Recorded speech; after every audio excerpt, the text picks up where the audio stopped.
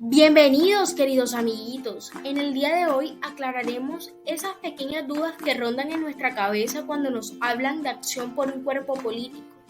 O quizás has escuchado hablar acerca de un control por un órgano jurisdiccional, pero no sabes qué es. Quédate que aquí te lo contaremos, no te arrepentirás. Mi grupo está conformado por Nicole Lauren, Marcela Sandoval, Susana Canchano y quien les habla, María José Jiménez Erchar. ¿Alguna vez has escuchado sobre un cuerpo político? Si no es así, acá te ayudaré a resolver esa duda. Este es el encargado de otorgar el control de la constitucionalidad de las leyes a un cuerpo político. Un cuerpo político se considera por algunos conveniente y lógico, ya que su función se acomoda mejor a la del Parlamento, que también tiene carácter eminentemente político.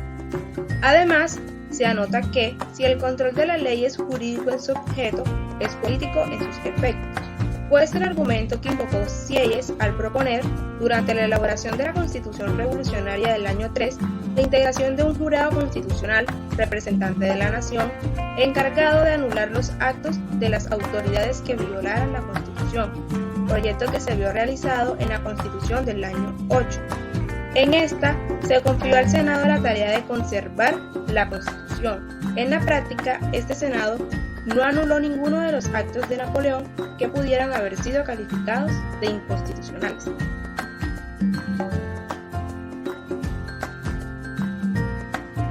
Sin embargo, el control por un cuerpo político, y más concretamente por el propio Parlamento, ha sido la solución adoptada por muchos estados, sobre todo en Europa, donde lo han practicado países como Bélgica, Dinamarca, Finlandia, Holanda, Suecia y Suiza, aunque el modelo esencial ha sido Francia desde el siglo pasado. Por lo demás, el control constitucional por un cuerpo político era consagrado en casi todos los países socialistas. En la extinguida Unión Soviética, el Soviet Supremo era el encargado de controlar el cumplimiento de la Constitución. ¿Alguna vez has escuchado hablar sobre el control por un órgano jurisdiccional y saber qué es? Quédate, te contaremos un poco.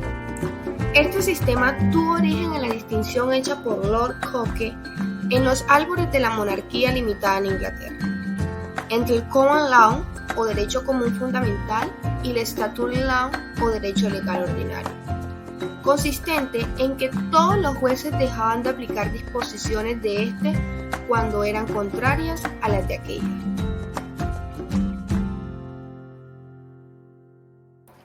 De este mismo modo, ¿sabes en qué consiste este sistema?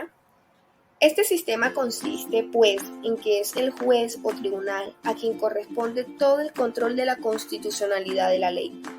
Nota: se considera que el órgano jurisdiccional debe ser el guardián natural de la legalidad, no solo entre los particulares, sino también frente al Estado.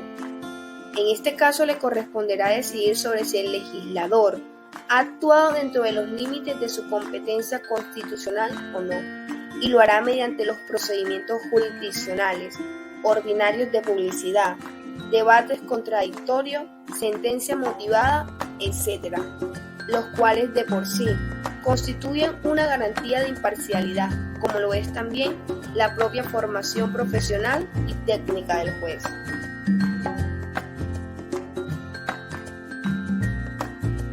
Sin embargo, se han formulado algunos reparos a este sistema. Primero, al sostener que no es lo mismo imponer el respeto a la ley a un particular que someter al Estado. Segundo, que hay intereses sobre los cuales únicamente el Estado está en la capacidad de ser juez, siendo delicado someter su apreciación a una autoridad que no tenga la responsabilidad del gobierno. De este mismo modo, Viscaretti de Rusia por su parte sostiene que se ha considerado casi siempre que no es conveniente mantener los jueces ordinarios ajenos a las decisiones de cuestiones en las cuales no suele faltar cierta dosis política. Y por otra parte, se ha estimado con frecuencia que la preparación y experiencia de los propios jueces no es plenamente idónea para las decisiones de este género. Y José Barthélemy afirma que que es el Parlamento el que juzga la conformidad de su obra con la Constitución y no los jueces.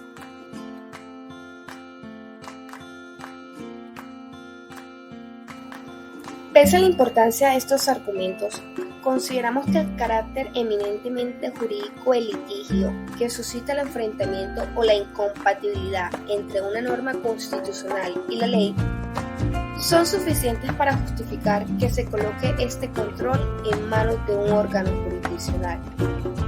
Sin embargo, el control jurisdiccional puede revestir formas diferentes.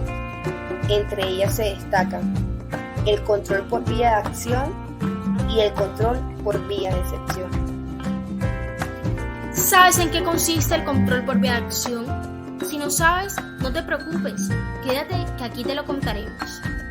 El control por vía de acción consiste en que se establece un proceso contra la ley ante un tribunal determinado, al cual se solicita examinar su validez constitucional o, en caso contrario, declarar su inconstitucionalidad, con lo cual la ley quedará anulada y se considerará como si nunca hubiese existido.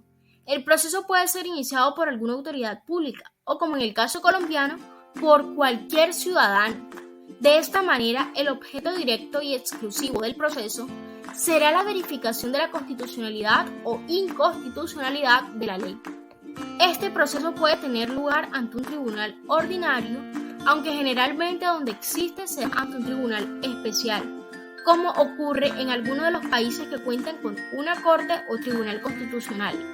Tal es el caso de Colombia, donde la propia Constitución le confía a la Corte Constitucional la guarda de su integridad y supremacía, y entre sus atribuciones le da la de decidir sobre las demandas de inconstitucionalidad que presentan los ciudadanos contra las leyes, tanto por su contenido material como por vicios de procedimiento en su formación, y así como las demandas ciudadanos contra los decretos con fuerza de ley que dicta el gobierno en uso de facultades extraordinarias.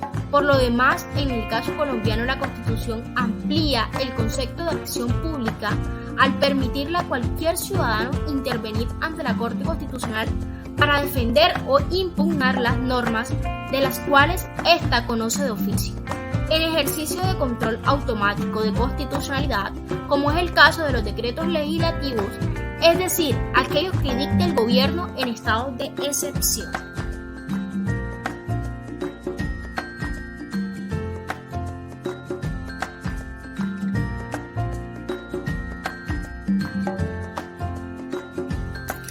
Existen también controles por vía de acción. Está compuesto por la acción pública de inconstitucionalidad.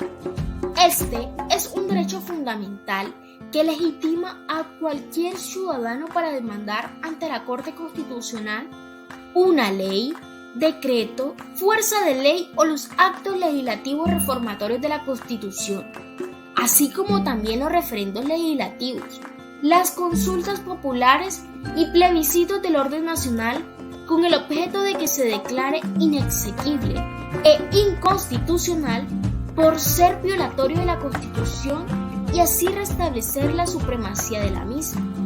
La acción de nulidad tiene dos modalidades. En primer lugar, encontramos la acción de nulidad por la inconstitucionalidad, la cual es la que procede contra decretos del gobierno que se dicten en ejercicio de función distinta a la administrativa. Es de conocimiento de la Sala Plena del Consejo de Estado y puede ser promovida por cualquier ciudadano.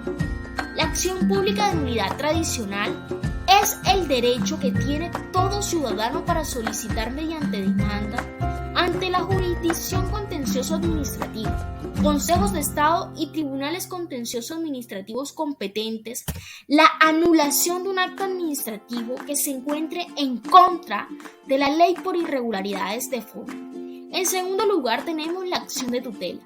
De conformidad con el artículo 86 de la Constitución Política, toda persona tendrá acción para reclamar ante jueces la protección inmediata de sus derechos constitucionales fundamentales, tales como el derecho a la vida, a la libertad, etc.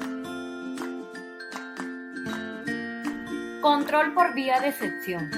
De conformidad con el artículo 4 de la Constitución Política, cuando se presenta incompatibilidad entre la Constitución y una ley u otra norma jurídica, deberán aplicarse las disposiciones constitucionales. De este precepto se deriva la guarda de la Constitución a través de la excepción de inconstitucionalidad.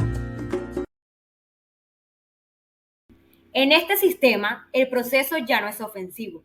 Para invocar la inconstitucionalidad de la ley, es necesario que ésta haya sido aplicada, es decir, que no interviene sino de manera incidental a propósito de un proceso, y a título de excepción presentada por una de las partes en él.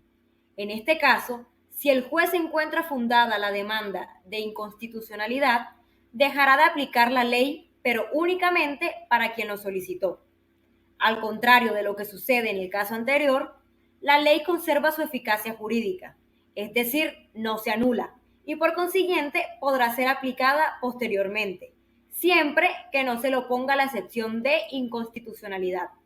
El objeto de la excepción no es, pues, la anulación, sino la no aplicación de la ley en el proceso establecido. En esta se pueden establecer algunas diferencias muy claras. En el primer sistema, la acción puede ejercitarla cualquier persona y el fallo produce efectos erga omnes, es decir, generales. La excepción solo puede interponerla la parte interesada dentro del litigio y no produce efectos sino respecto de ella, es decir, individuales. Por otra parte, a diferencia de la acción, la excepción de inconstitucionalidad no requiere de tribunales especiales, sino que puede ser conocida por los tribunales ordinarios. Se llegó la hora de poner a prueba tus conocimientos adquiridos durante este video. Empecemos. ¿Cuáles son las formas en las que se puede revestir el control por un órgano jurisdiccional? Si tu respuesta es la A, felicidades, lo lograste, pasaste a la siguiente ronda. Ahora deberás responder la siguiente pregunta. El control por vía de acción está compuesto por: elige dentro de las respuestas cuál es la correcta.